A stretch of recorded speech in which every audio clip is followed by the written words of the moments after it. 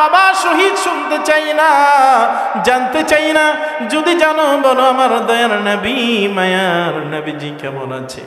ভাইয়ের আমার, বন্ধুরা আমার, ওই সাহাবীরা যখন উত্তর দিতে পারলেন না, মহিলাটি আবার দৌড়াতে শুরু করলেন।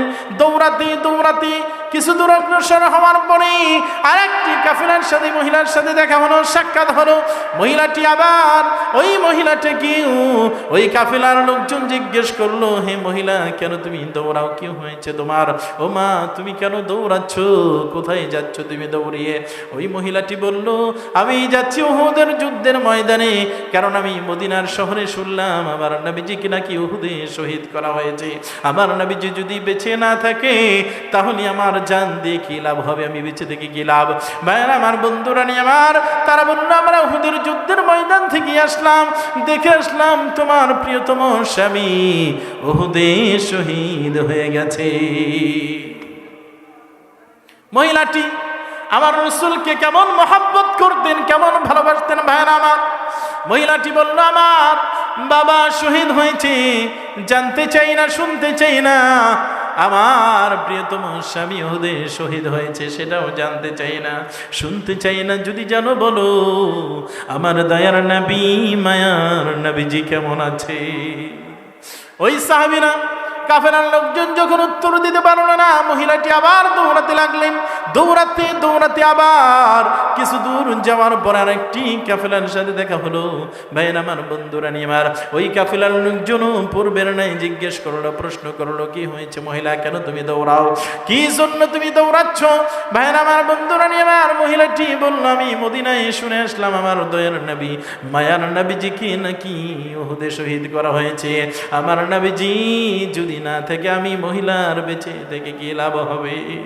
এজন্যই দৌড়াচ্ছি আমার নবীজির সংবাদ নেওয়ার জন্য।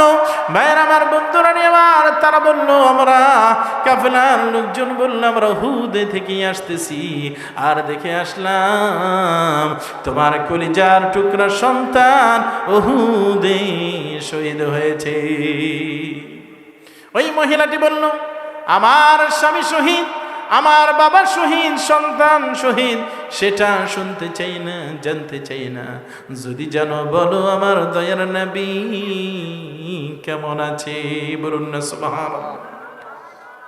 রাসূলের প্রতি ভালোবাসা কাকে বলে? আশিকে রাসূল কাকে বলে? ভাইরা আমার, বন্ধুরা আমার, দৌড়াতে দৌড়াতে যখন উহুদের যুদ্ধের ময়দানে গিয়ে পৌঁছলেন, আল্লাহর হাবিবের নূরানি চেহারা মোবারক দেখতে পাইলেন। সঙ্গে সঙ্গে আমার প্রিয় রাসূল সাল্লাল্লাহু আলাইহি ওয়াসাল্লামকে বললেন, ইয়া রাসূলুল্লাহ, ইয়া হাবিবাল্লাহ, বুক ভরা দুঃখ, কষ্ট, বেদনা নিয়ে উহুদে হাজির হয়েছি। কারণ আমি যখন মদিনায় শুনলাম আপনি শহীদ হয়েছেন উহুদে, এই কথা শুনে আমি দৌড়াতে লাগছিলাম। দৌড়াতে দৌড়াতে আমি আসতেছিলাম উহুদের যুদ্ধের ময়দানের দিকে। আমার সাথে একটি কাফেলার সাথে দেখা হলো। তারা বলল, আমার বাবা নাকি উহুদে শহীদ। আমি আবার দৌড়াতে লাগলাম। দ্বিতীয় কাফেলার লোকজন বলল, আমার প্রিয়তম স্বামী নাকি উহুদে শহীদ। আবার আমি দৌড়াতে লাগলাম। তৃতীয় কাফেলার লোকজন বলল, আমার কলিজার টুকরা সন্তান নাকি উহুদে শহীদ। আমি আমার বাবা শহীদ, আমার স্বামী শহীদ, আমার সন্তান শহীদ। এই রকম বুক ভরা দুঃখ, কষ্ট, বেদনা নিয়ে হাজির হয়েছি। ইয়া রাসূলুল্লাহ, ইয়া হাবিবাল্লাহ নবীজি, ওগো দয়ার নবী মায়ার নবীজি, আপনার নূরানি চেহারা মোবারক দেখার সঙ্গে সঙ্গে আল্লাহি রাব্বিল কাবা, কাবার মালিক আল্লাহর কসম করে বলতেছি, আমার ভিতরে যত দুঃখ, কষ্ট, বেদনা ছিল, সকল দুঃখ, কষ্ট, বেদনা দূর হয়ে গিয়েছে। বলুন না সুবহানাল্লাহ। কারণ আপনি রাসূল জীবিত আছেন। সুবহানাল্লাহ, সুবহানাল্লাহ। রাসূলকে ভালোবাসা কাকে বলে, কিভাবে রাসূলকে ভালোবাসতে হয়, সাহাবীরা তাদের জীবন দিয়ে দৃষ্টান্ত স্থাপন করে গিয়েছেন। বলুন না সুবহানাল্লাহ। তাহলে সেই রাসূল, আল্লাহর আখিরি নবী মুহাম্মদুর রাসূলুল্লাহ সাল্লাল্লাহু আলাইহি ওয়াসাল্লাম কে ভালোবাসা দরকার আছে না নাই? একটু আওয়াজ দিয়ে বলুন, ভালোবাসা দরকার আছে না নাই? যাকে ভালোবাসলে দুনিয়াতে শান্তি, যাকে ভালোবাসলে কবরের মধ্যে পাওয়া যায়, যাকে ভালোবাসলে পুলসেরাতে পাওয়া যাবে, যাকে ভালোবাসলে হাউজে কাউসারে পাওয়া যাবে, যাকে ভালোবাসলে মিজানের পাল্লায় পাওয়া যাবে, যাকে ভালোবাসলে তার ভালোবাসায় আল্লাহর হাবিবের সাথে সঙ্গী হয়ে জান্নাতে যাওয়া যাবে, বলুন না সুবহানাল্লাহ। এজন্যই তো ভালো যদি বাসতে হয় নবীকেই ভালোবাসো, বলুন না সুবহানাল্লাহ। যাকে ভালোবাসলে ভালোবাসা শেষ হয় না, সুবহানাল্লাহ। ভাইয়েরা আমার, এই পৃথিবীতে আমি আপনি এসেছি, একদিন এই পৃথিবী ছেড়ে চলে যাব।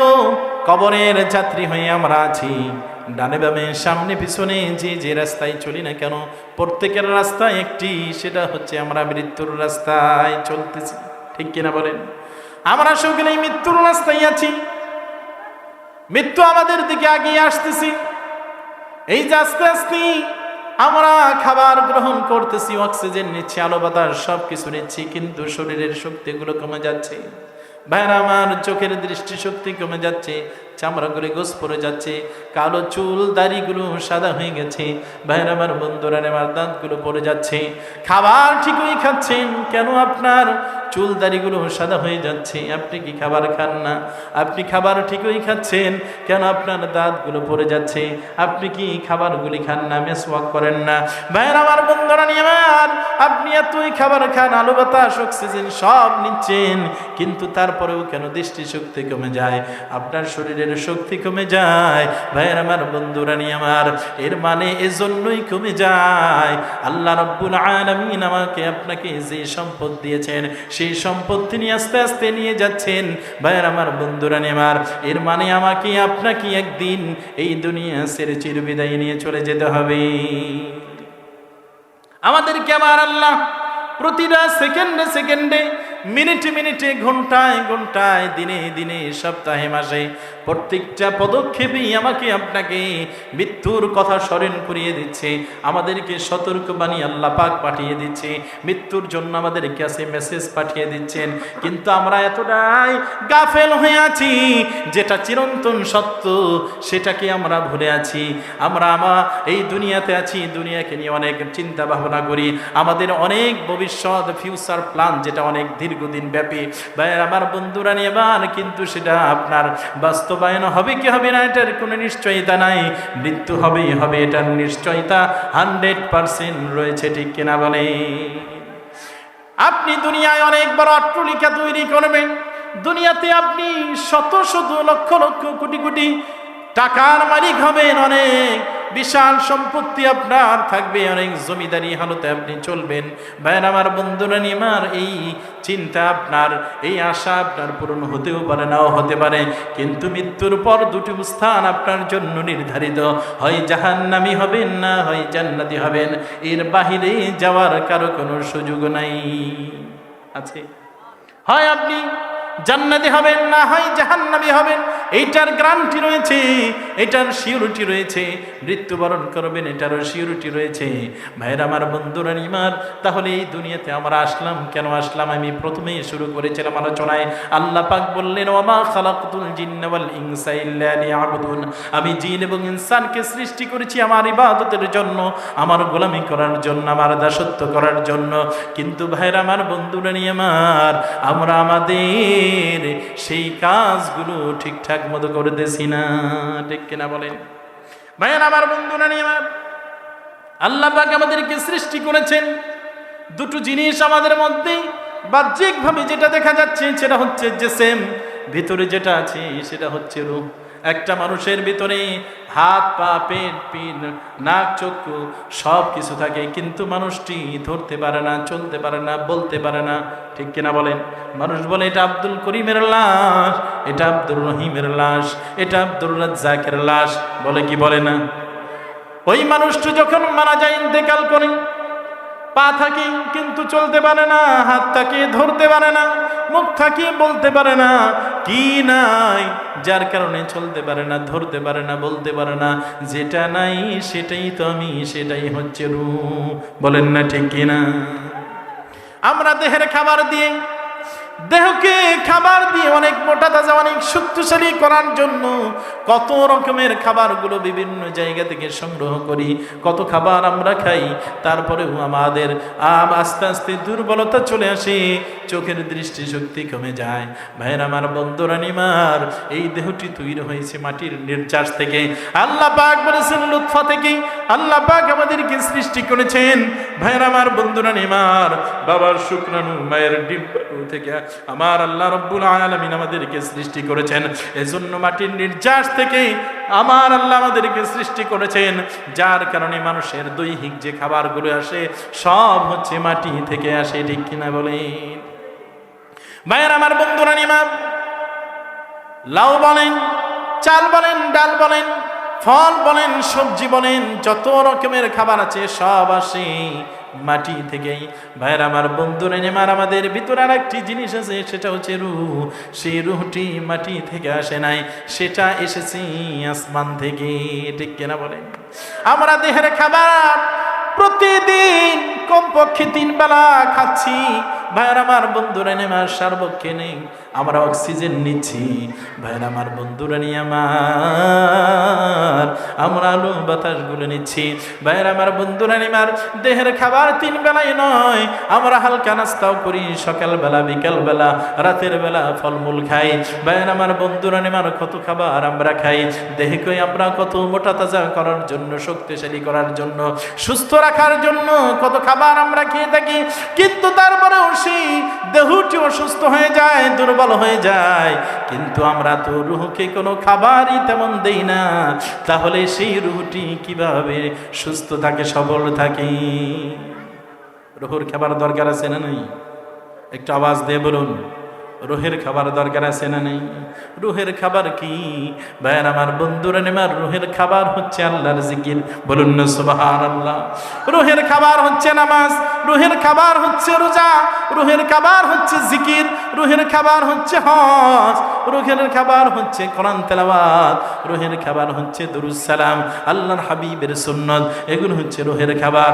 ভাইয়ের আমার, বন্ধুরা নিমার, আপনি মোটর সাইকেল চালান, তেল শেষ হয়ে গেলে মোটর সাইকেল চলে না, ডেক পারে আস্তে আস্তে সিগন্যাল দিয়ে বন্ধ হয়ে যায়। আপনি মোবাইল ব্যবহার করেন, মোবাইলের চার্জ শেষ হয়ে গেলে মোবাইলটিও চলে না, মোবাইলটি বন্ধ হয়ে যায় সিগন্যাল দিয়ে দিয়ে।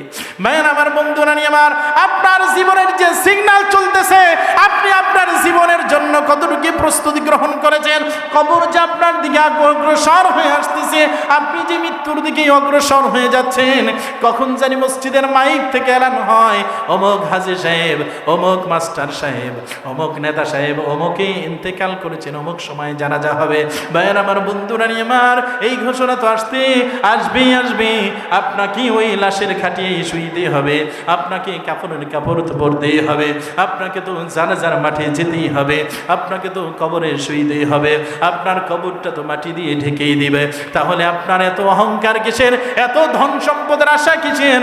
এত দুনিয়া নিয়ে আপনার পরিকল্পনা কিসের?